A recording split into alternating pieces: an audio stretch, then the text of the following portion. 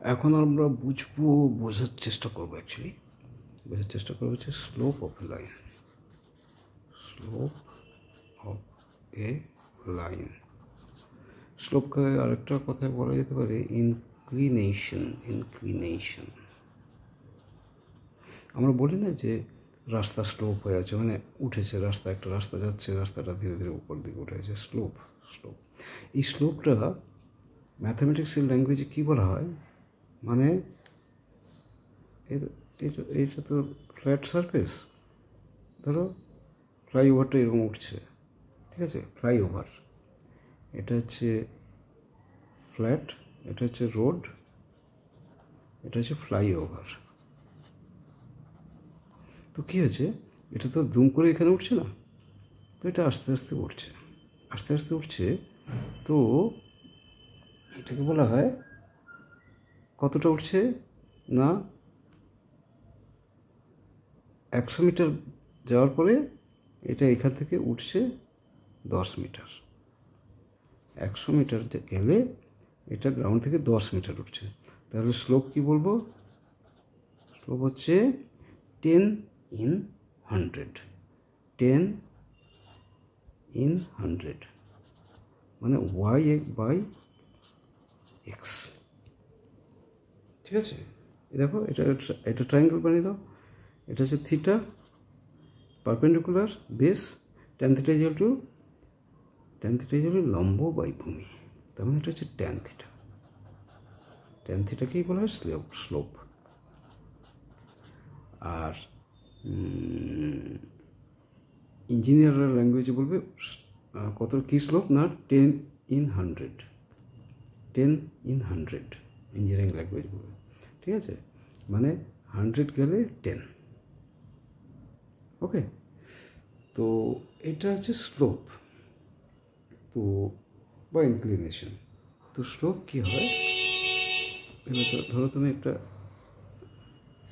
Cartesian plane করলে, এবার একটা লাইন এরকম গেছে, হ্যাঁ, এটা 0x, একটা লাইন y, পজিটিভ এক্স এক্সের সাথে যে অ্যাঙ্গেল করবে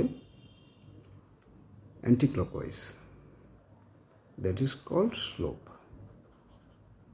that is equal to y/x। হলো?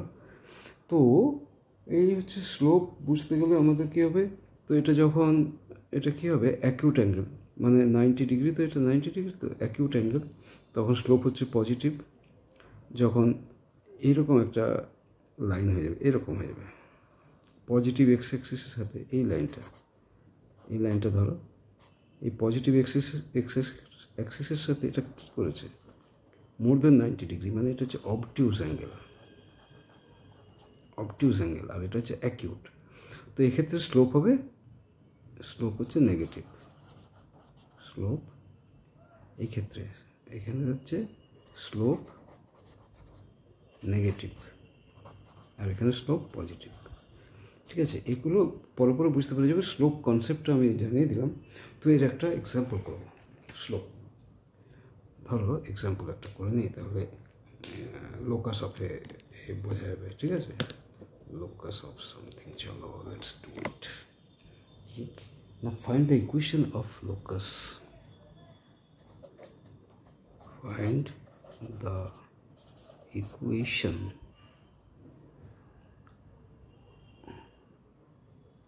of the locus of all points, all points P, মানে xy unknown points, such that